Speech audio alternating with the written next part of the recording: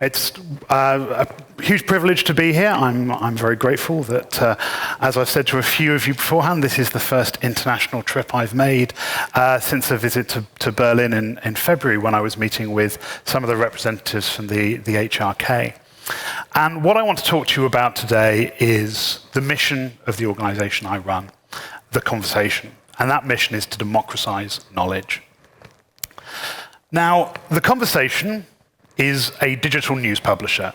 If you came to our site, you would see stories covering everything from coronavirus to politics, to the environment, to arts and culture. But there are a few things that are unusual about us.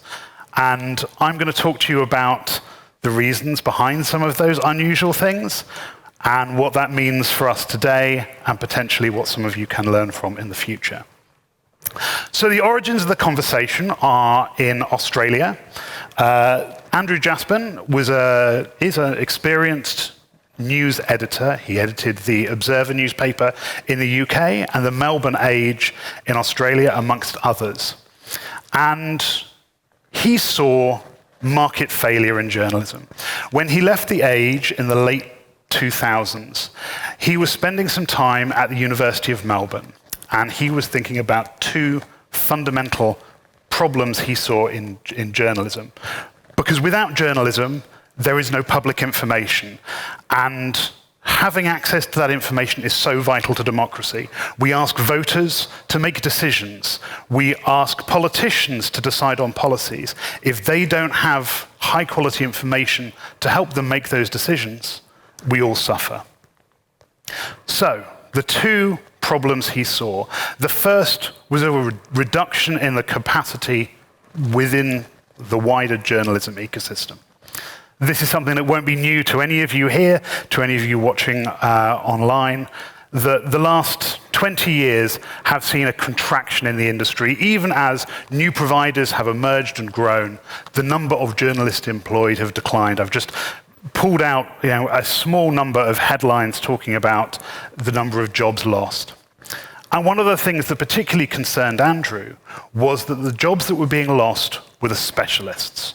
You were losing your specialist science reporters, your specialist health reporters, and they were being replaced with generalists. And one can understand why.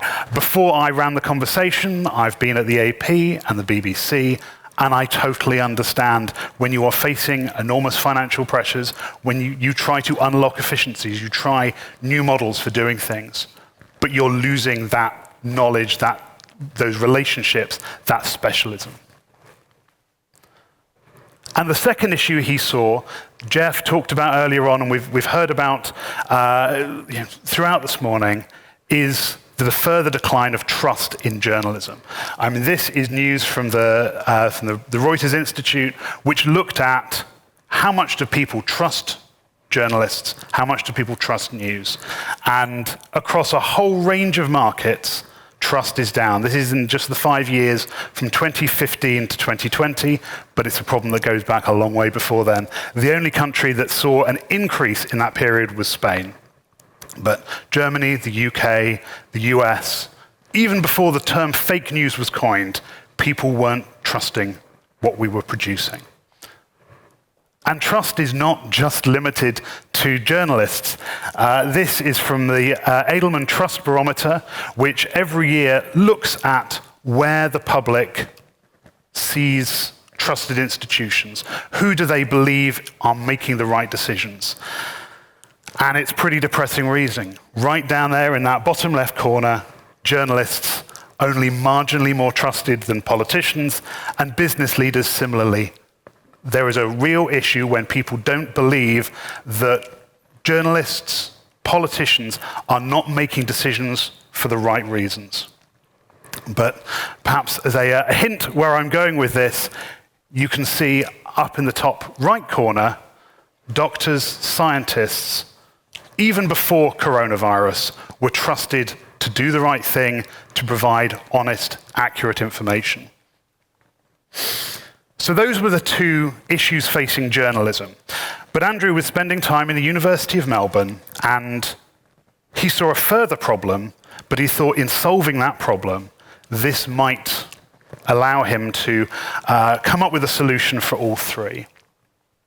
Universities have deep expertise. He would often compare a university campus to a newsroom, that if you wanted to know about tsunamis, if you wanted to know about a particular artist, there was someone there who you could ask. In the same way that you might go to your arts desk, you might go to your politics desk and say, what do we know about this?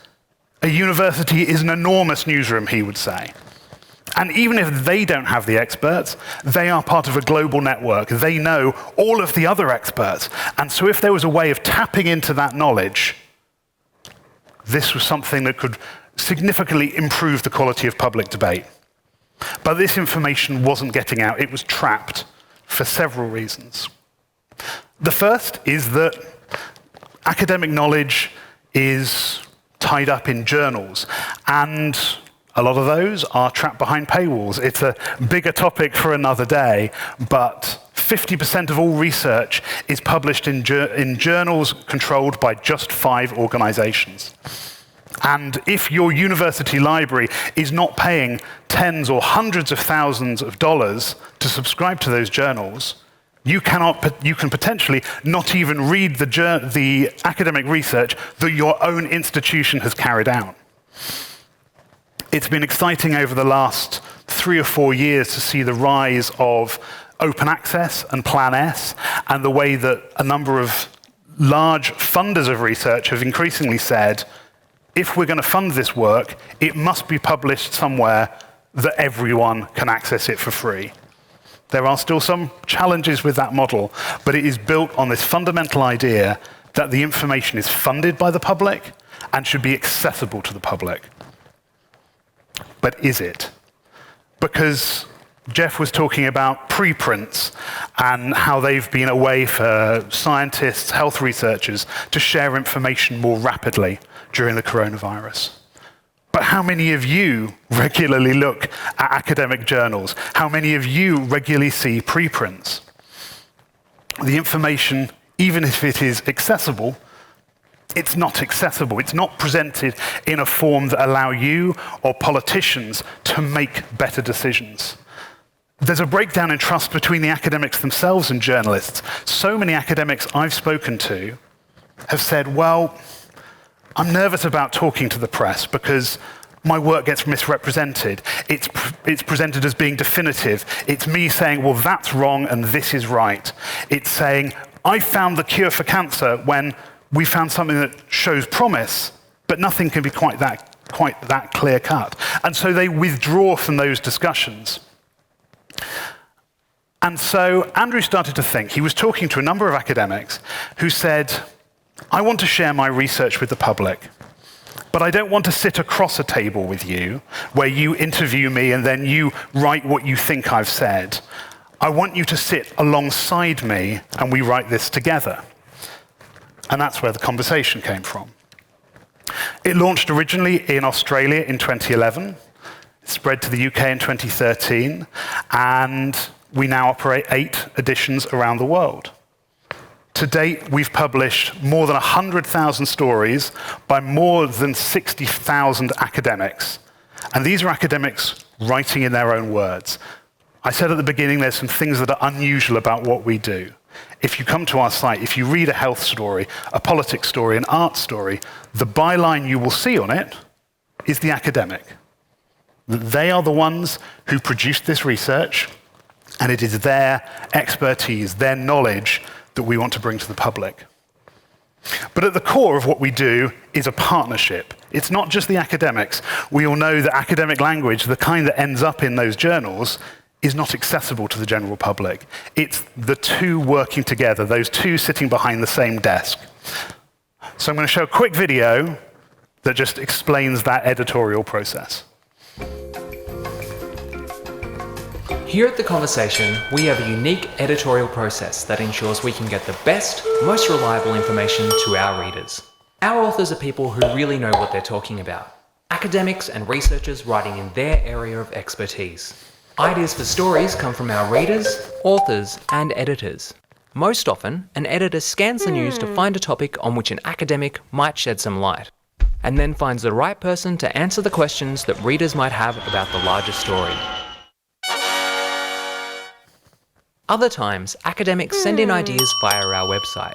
Often these ideas are about new research. Our editors work with academics to take work made for a highly educated, niche audience into articles that all kinds of people will want to read, understand, and share. Once the article is submitted, it goes into our content management system, and editors add images, charts, sound, vision, and links. Next, the editor works with the academic to polish the writing and ensure the facts are right. Authors and editors work on a shared version of the article using our custom-built editing platform. Authors also disclose any conflicts of interest, such as funders or political party memberships.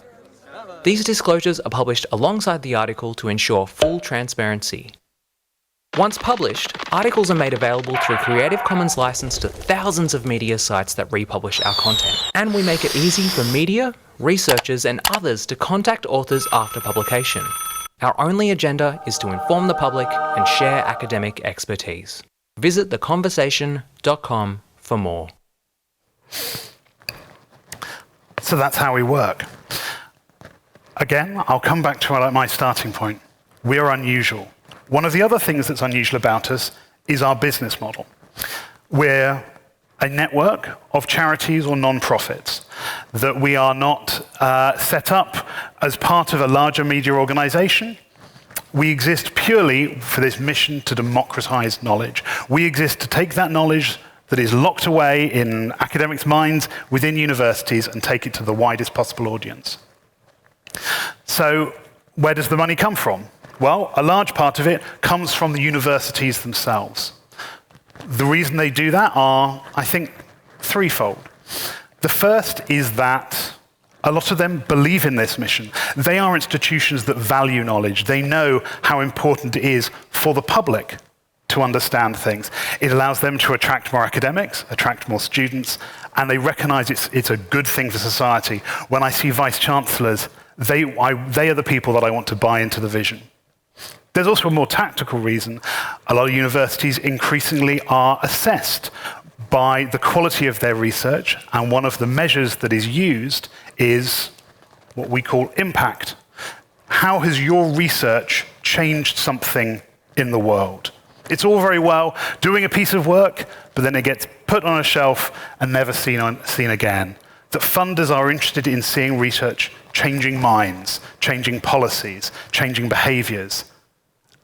And academics struggle to do that on their own. By working with us, it enables their research to be more impactful. So around the world, we work with more than 350 universities. It's not a pay-to-publish model. Any academic can write for us.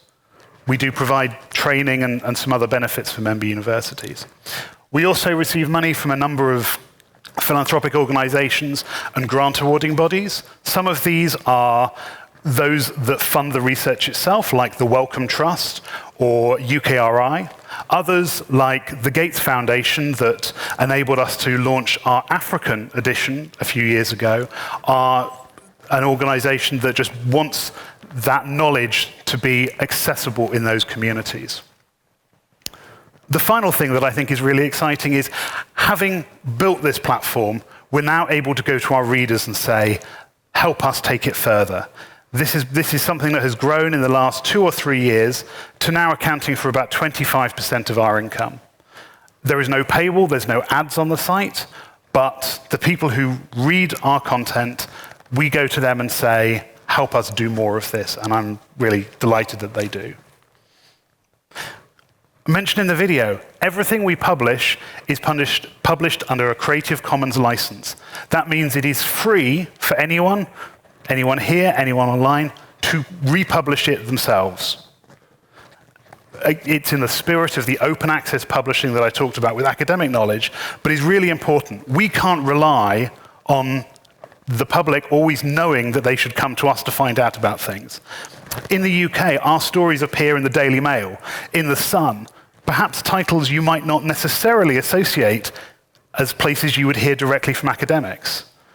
But they found that our content worked for their readers, it helped inform them because it had more credibility, and so it provided a benefit for them, and it also allowed our content to find the audiences where they were. Over time, it's a smaller proportion of our overall readership. It was 75% of our reads when we launched were through republication. It's now only about a third. But it's very fundamental to our values, our model, that this information is available for anyone to use. And I should just say that while technically translation is not allowed under our Creative Commons license, in practice it's something that we welcome. And that's as part of us forming this global network. I mentioned the 8 editions that we operate, currently not in Germany, but I hope that might change at some point in the future. The 9th on there is something we've recently launched, operating in New Zealand out of Australia. Some people have also looked at us and said, aren't you undermining journalism? You're putting journalists out of work if you're just having academics write directly for the public. We have, across our 9 newsrooms, 150 journalists working for us. They're both sitting behind that desk with the academic. That's something that is core to what we do. And I talked about translation. Our stories have been read in 97 countries and in 29 languages, all over the world. Again, something that is really transformative for academics who are used to their knowledge, their research, only reaching their immediate peers. And so this is our readership over time. You can see that from where we launched in 2013 in the UK, it's grown now to, the scale is very faint on that, to, at the end of last year, reaching monthly audience of around 50 million reads per month. 2/3 of them on site, 300,000 people subscribe to our daily newsletters, and we're expanding the model into podcasts, events, books, and other formats. Now, one example that those of you who are here in person are going to hear more about a little bit later on in the masterclass is a story we published at the end of last year. It was a piece of research being done by 2 academics, one at the University of Birmingham in the UK and one at Queen's University in Canada, looking at the activities of some UN peacekeepers in Haiti. This was a multi-year piece of research that they'd conducted on the ground, talking to people, looking at the consequences, and thinking about what that meant for how agencies like the UN should provide that peacekeeping support.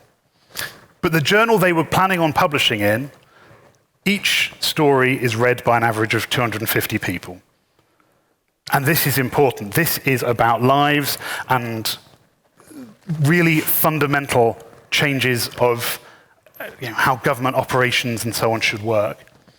And so we worked with them. Our insights team, who take an investigative journalist approach to finding stories, worked with those authors before the research was published, saying, we want to take this to a larger audience. So at the end of December, we published that story there, the incredibly powerful headline. We launched it in partnership with the Times of London, which put it on their front page. That then led to the story being picked up by the New York Times and the Washington Post. The story went all over the world.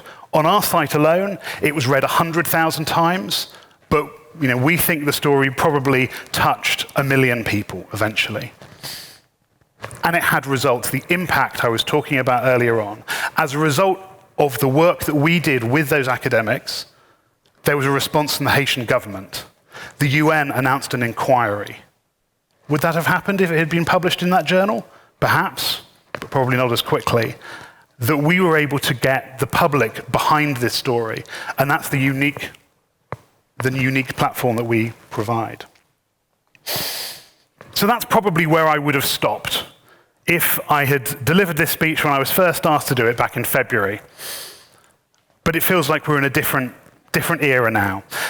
The Conversation published its first story on something at the time that we just knew it was a coronavirus on the 13th of January. It was before most media organizations had recognized that this was something that they ought to be covering.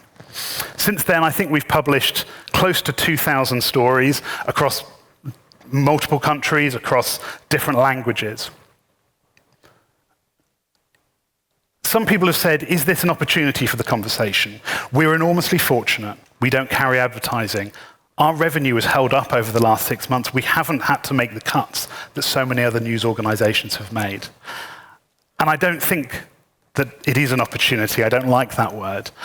But I think it is a moment. It does feel like this is a time where people want to hear from experts. They want somebody to explain what's going on. How do I keep myself safe? How do I keep my family safe? How do we come back from this?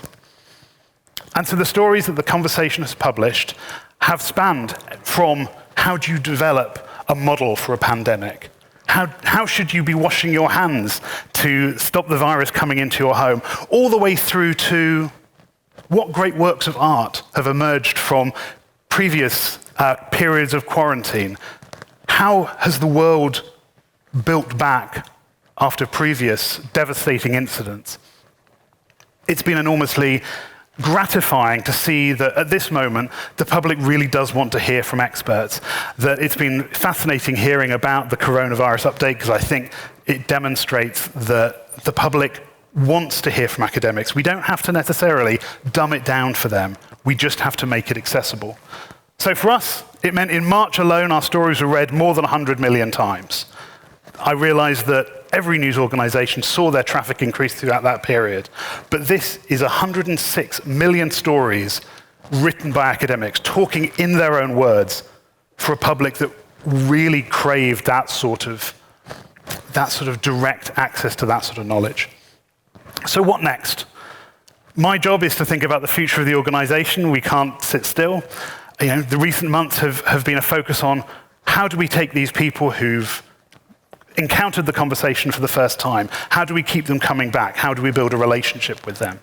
We're trying to grow our readership. We're trying to grow the number of academics we work with, the number of institutions we work with. Again, I'm aware that while we have had hundreds of German academics write for us over the years, we don't actively publish in German. We don't have a presence here yet. That's something I hope will change. One of my colleagues in Australia sometimes says that access to clean information is as core to democracy as clean water is to health. And I think that's a message that fits with everything that Jeff was saying and from the other speakers earlier on, that so much of this knowledge, the public deserves to have it. They have a right to have it. It shouldn't be locked away, whether that's in a journal or just locked away behind academic language. All of us who work in journalism have a duty to democratize that knowledge, to make it accessible to everyone. And I hope that the conversation as an organization that is built on sharing, on building partnerships, that's something that we can take further. Thank you.